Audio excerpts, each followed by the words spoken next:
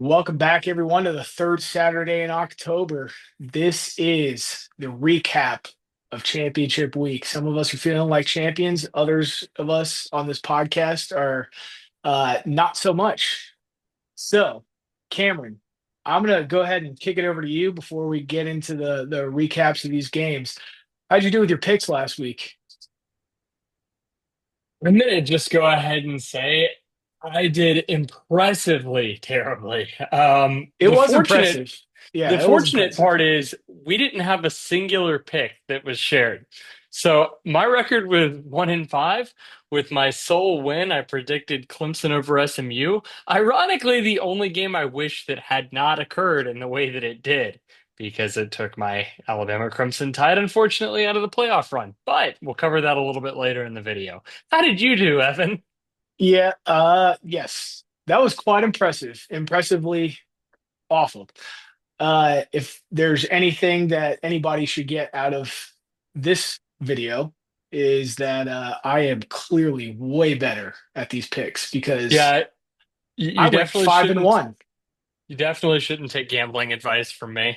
Yeah, yeah. Well, you really shouldn't take it from either of us because we're both awful at that. But I went five Fair. and one last week, picking these championship games. I did lose on the ACC championship game with SMU and Clemson. We'll get into that one later. I was really a diehard SMU fan towards the end there because I really wanted to go for a perfect record. But we'll kind of get into our thoughts here in a second. So we'll start off with Army versus Tulane last week. Initial thought is the same thought I had weeks ago. Army's a really good team. They lost one game the entire year, and they're not even in the conversation anymore. So I think that is just an awful way to stick Army. They were over 300 yards rushing, like barely any yards passing, as you know, but Army's a really good team, and they're going to continue being good. We talked about it last week. They are handicapped when it comes to recruiting over everybody else because of the pool that they have to choose from, people that want to go into the armed forces. But they're a really good team. What'd you think? The most Army stat. This is really the only one I was tracking. How many passing yards does it take for Army to win a football game? Not a The lot. answer was 17. They had 335 yards on the ground. They had 17 through the air. Honest to God, the only way to beat Army is get ahead of them early and force them to play catch up. They're not designed for it. If they get ahead early, real bad day. Similar type case to Georgia Tech. Yeah, I am wondering if is Army that good or is Tulane that bad? I don't think Tulane is a bad team. I think Tulane made some mistakes early in the game, found themselves behind the eight ball, and like I said, time of possession and just being able to ground and pound on a defense, or yeah, on a defense as the Army offensive line does, it's demoralizing. Yeah, no, that's true. And that's your favorite stat, time of possession. Yeah, it's still Kalen DeBoersley's favorite one. All right, take us from one rushing game to the next. All right, next one. So we've got Ashton Genty and the Boise State team. They played an excellent game. I picked UNLV in the game. I really thought that UNLV had a good look on that. I think the final score was 21-7. What I really liked that UNLV did is they were able to drive the ball, especially in the second half. What I didn't like is they got within the 5 yard line, I think twice without coming away with any points. Yes, you're going to lose a game. Frankly, they score on those couple of possessions. I think it's a very different game, even if it's, one touchdown going into the fourth quarter. But it was just too much to overcome, and they couldn't capitalize in good field position. Yeah, I mean, Ashton Genty did Ashton Genty things. Went for over 200 yards and a touchdown. Maddox did Maddox things, threw for almost 200 and a touchdown. Efficient. Yeah, efficient. I'm really looking forward to, I think, seeing them in the playoffs when they play a real team. So we're gonna see how that goes, but not a Well, whole lot to say on that. they're 0-1 against real teams. Remember, they played Oregon in week two. Well, I mean, pretty much everybody is 0-1 against Oregon this year. So Can't Back fault them for that. But back back over to you for the ACC. all right, an actual exciting game, one that did not look exciting to begin with. Clemson versus SMU. The one, well, actually, I shouldn't say that. The upset of the week, I would say. Clemson coming off a really bad loss to South Carolina, a couple of bad losses throughout the season, somehow makes their way into the playoffs. Like we said, we'll get to the rankings and everything like that later. This was a cool game to watch. I really, really thought that SMU was going to come back at the end, or at least send it to overtime, right? I mean, how many points did they have to score in the second half, and how many points did they have to hold Clemson to? It was a pretty high scoring game at the end. At halftime, it was 24-7. Clemson was in Yeah. the lead. The final score was 34-31. So Hmm. yeah, they held Clemson to 10 points in the second half and put up what 30, what is that, 21 or 24 points? Yeah, Yeah. they had to absolutely be electric. Yeah, that was kind of a cool comeback towards the end. I think a lot of people ended up rooting for SMU towards the end just because they were coming back after being destroyed in that first half. I mean, at halftime, I remember a lot of the commentators were saying, "How is this going to look to the playoff committee if it's not even a game? Like, how are they going to stick to their thing about conference champions?" So, And I got to hand it to SMU. That was kind of how I expected that game to go, referring to the first half. To watch mhm. the fight that they had in the second and to actually come back, uh, frankly, they deserve to be in the playoff. Yeah, To make that a competitive game and to really have your teeth kicked in, I mean that was really hard to come back in Charlotte. Let's remember that it's basically a home game for Clemson for that one. yeah, Cade Klubnik played a great first half. This game looked like the Alabama Georgia game earlier this season, just a tale of two halves, and the other team, a couple of great throws to end it off and a great kick. yep, It's really all it came down to. Great execution by the Clemson offense. 100%. All right, what's up with the Big Ten? All right, so Big Ten. I picked Penn State in this one. This one was a very competitive game, and honestly, I think it may have shown some weaknesses on the Oregon side and maybe even more strengths on the Penn State side. We know that Oregon is an absolutely loaded program. That's not a debate. However, the question has been all season, how loaded is Penn State, and are they able to actually put up points? They put up 37 on a fantastic Oregon team. And I really think the X factor in this game was Dylan Gabriel when it came to crunch time, just being able to execute. Clear cut number three for the Heisman. You said it in we were texting about this game while it was going on. Dylan Gabriel, methodical. What Yep. a player. This guy is really good, and I think he should be a little bit higher in the Heisman watch after actually watching a full game of him play. He picked apart that he won that game Oh, he a hundred definitely percent. won the game. There were so many times he should have been sacked for 10 yards, and he ends up with a 20-yard plus completion. His ability to know when to release the ball was insane in that Yeah, game. And I think I saw a stat for it. It was like 4 seconds is what the average time was for Penn State to get to the quarterback. That that's that's all. not generally No. that's not much time. And imagine the number of reads in the defense on the Penn State side, beyond just the D line, but the Mhm. secondary is also one of the top notch in the country. To be able to do that on an NFL caliber defense, yeah, that shows out. He's a great quarterback. Yeah, and so I gotta say this other thing as well. Obviously, Dylan Gabriel, story of that game, but how clean of just play by the whole Oregon offensive line because he was all around that field. They were protecting him, Hmm. and there were no holds. That was the crazy part. They played clean football, and I gotta be honest, I wasn't really sure, but I am now. Oregon is absolutely deserves to be the number one team right now. I still don't think they're the most talented, but I do think they're the best well coached. Yeah, certainly right now they are.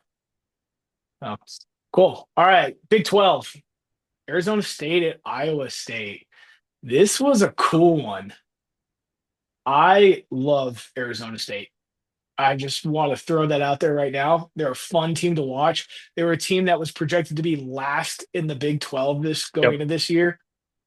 They win the Big 12 championship. They're in the playoffs with a bye. I mean, how cool is it to turn around a season right that was zero expectations. Only thing better would have been for Vandy to do the same thing, but you know, this was a really cool one to see. Arizona State played really well in this game, and it really wasn't that much of a game. I disagree with you on it not being much of a game.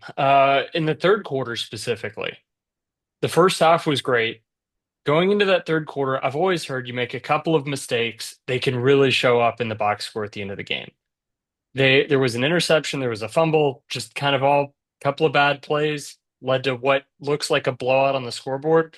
It was more competitive than the score indicates, but yeah, I agree with you. Arizona State, very fun football team. Are they number 4 in the country? Uh, we'll No, get into that in a second. But they we'll are get in. fun to Yeah, we'll get watch. into that. Yeah, yeah, absolutely. All all right, so last one we had SEC championship. I think the biggest takeaway in this game, Georgia's ability to show up when it matters really is the difference in basically them and every other team in the country. If you don't cut the head off of the snake in the first half, they're going to come back. The fact Georgia won this game in the first half. They go into the half down 6-3. I don't even care about the Carson back. Not that I don't care. Yeah, It's a shame that he's hurt. I hope that he's able to compete, in the playoff. But it doesn't matter that he gets hurt at the end of that half. You look at the end of that half, it's 6-3. Texans had almost 300 yards of total offense, yet they found themselves with only 6 total points. How they didn't have 17 or more, that's how they lost. They lost in the first half because they gave Georgia an opportunity to just come back 3 points. And what does Georgia do to answer? 10 points straight up to come right out of the third quarter. Yeah, it went about the way that I expected. Big hats off to the Georgia offense just for keeping everything together. Like I said, I hope that Carson Beck is able to compete. It wasn't a very pretty game for him in that first half, but we all know how he's been in the second, and I never want to see a team go out due to injury. yeah. This was pretty much the same game as before, just without as many points. And that's the only reason that it went to overtime. 2 weeks in a row of the amount of plays Georgia has played in the last 2 weeks, from going to 8 overtimes against Georgia Tech, having to come in absolutely swamped, just totally beat up against a really, really physical Texas team and pull out that win. Good on Georgia. I mean, they just they've got their number. It kind of is what it is. I do I think Go I just ahead. want to say this. I do think that if Archie Manning played a little bit more in that game, it might have been a little bit different. I have two But comments. yeah, go ahead. Number one, if Carson Beck is unhealthy and we are looking at Gunnar Stockton for, quarterback at the helm, how far do we realistically think that Georgia's able to go? Well, at least past the first round since they have a bye. Uh, I don't know. Here's the thing. Everybody's kind of all in on Stockton, loving him, and he deserves it, right? He picked up for Carson Beck, played really, really well, and at the end of the day, got them to win. On the other side, he got hit really, really hard towards the end there. Carson Beck had to come back out where he couldn't even grip the football and hand it off to ETN to get it in there. But at the same time, Texas was prepared for Carson Beck. They're not prepared for they weren't prepared for Stockton to come in. These coaches coming up in the playoffs, they're gonna now prepare for both scenarios. They're gonna dial up some things for both quarterbacks. I don't think he's gonna have and I'm gonna use as easy of a time loosely because it definitely wasn't easy, but I think it'll be much harder in the playoffs. The other question I have, maybe more of a comment. You have the statement of Arch Manning, you wish you had seen more of him. There's a chance that they need him down the stretch. No matter what, that game against Georgia last week, Texas is well aware that they're already in the playoff. That's not a must-win game. It's not all cards out. Yes, do you want the bye? Ideally, sure. But to have Clemson at home, yeah, I think I'd take that matchup, and Yeah, they'll save Arch for another day they need it. There's a chance they have Georgia again down the stretch. agreed. Yeah, it will be interesting. Usually, it's really hard to beat the same team twice in a season. If they got to play them a third time, I don't know how that game is going to go. Uh, It's going to be a yeah, bloodbath. yeah, Given how much more physical this game was this time around than the game at home at hmm Texas. I mean, they were out for absolute blood in this game, and they got it on both quarterbacks. agreed. So, yeah, this that was a fun game. Now let's go into some initial reactions on the final college football playoff seeding. You go first. The very first thing I want to say, and while it sucks as an Alabama fan, I think the committee did the right thing by keeping SMU in.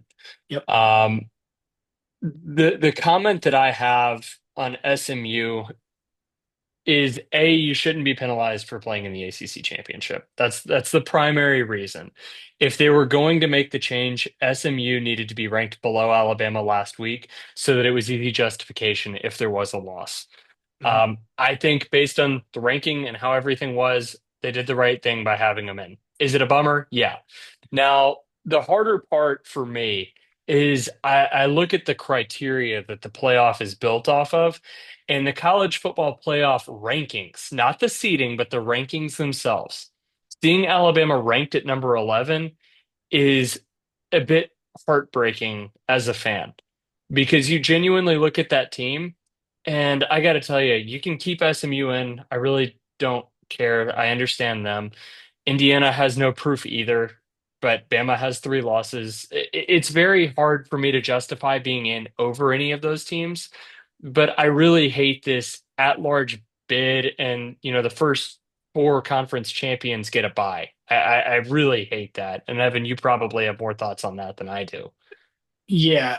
So, okay, agree with you. They did the right thing. I got to imagine that the playoff committee was sweating absolute bullets when the ACC championship score was 24-7 going into the half.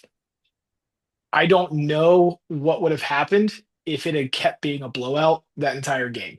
I, They I did the think right, if I think if yeah, that game ends right there at 24-7, Alabama's in the playoff. SMU's yeah, out. yeah. Now, on the flip side, they held to what they said they were going to do. Everybody's been scared going into this year and all year that the conference championships weren't going to mean as much because it could knock you out of the playoffs, yada, yada, yada. I think they set a pretty good precedent going into the following years as far as conference championships go. What I do hate to see is a number 16 ranked Clemson receive a bid into the Yeah. playoff, and that's after they updated their ranking. Yep. That's where the change has to happen.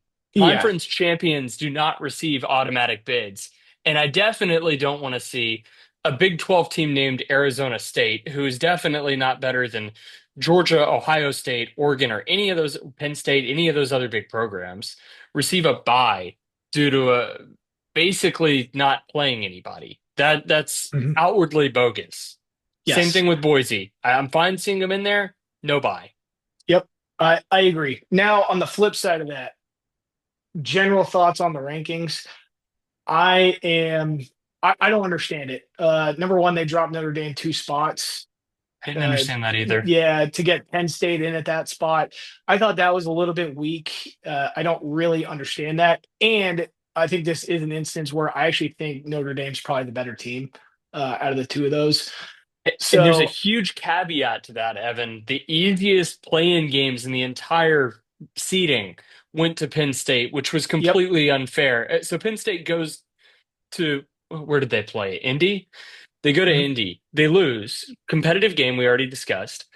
But for them to basically get the nod for losing to the only other top five ranked team that they've or top 10 ranked team they've played the entire year, yeah, Mhm. that's Notre Dame's spot. And That's they've lost both of those games. yeah, They lost both of yeah. those. Yeah. So I don't understand that one. That's number one. Number two, and you know what? Maybe I'm a little bit biased in this. I do not understand. Ohio State being ranked over Tennessee. That makes no sense to me. Um, they had a way worse loss, and at the end of the day, it's just not. I'm sorry, you lost at home to a really bad Michigan team. Okay, that's just a worse loss at the end The of the day. the argument that comes in though, Tennessee lost in what, week 5 to Arkansas? At And Arkansas, yep. yeah, but while I agree with you on Ohio State's loss being bad, I think it's more about when you lose. I think if you lose week 3, 4 of the season, that's a much Yeah, different ballgame. Tennessee's playing exactly. better football Yeah. right now than I think Mhm. Ohio State is. I think it's outwardly bogus that they're not higher ranked than Ohio State. Yeah. And for the commentators to say that, oh, it should be a great thing that, if you're a Tennessee fan, you're happy that you get to go to Ohio State. Are you kidding me? No. That makes absolutely zero sense. So for how the rankings went after the top four, other than Clemson being 12, just given the rules, whatever, I'm kind of messed up on these rankings. I don't really see what the method was there. Maybe if you want to have Texas at 5, that could be one thing. But It, to have Penn State in there and then to have Ohio State over that, I've got some other thoughts on that, which you guys are going to hear in our next episode about the selection committee on this. There's a whole lot to be said on that. yeah, I'm gonna go ahead and give like a 10-second warm up to that. Our Go next ahead. video is actually going to be a really fun one. We've spent some time. One of the things that has been left out of all these conversations about the playoff committee is the number of people that are actually there, how they actually define it, who these people are. Basically, we're just shown a room every year of, X number of people sitting in a room saying this is the committee. What Evan and I did is actually put together a full video that we'll be doing next that breaks everything down. It also shows a lot of the bias that exists and why it's outwardly wrong. I hope it blows up. Who knows? Maybe we'll get an extra subscriber out of it. Yeah. So, look, overall thoughts. I think the committee has the correct teams in there for what the criteria was. I do not think they have them in the right order. And I think that there is, look, everybody knows there's some bias, right? It's pretty difficult to escape that ever. But once you watch this next episode, I think a lot of it will become a lot more clear. Agreed. Yeah. Any other thoughts from you before I shut us out? Let's do it. All right. Well, again, appreciate everybody watching, everybody that made it this far. Like, comment, subscribe, all that good stuff. Give us a follow on Spotify, everywhere. And we will catch you in our next episode that you do not want to miss for how the playoff committee is selected, who they are, what their qualifications may or may not be. And we'll see you in the next one.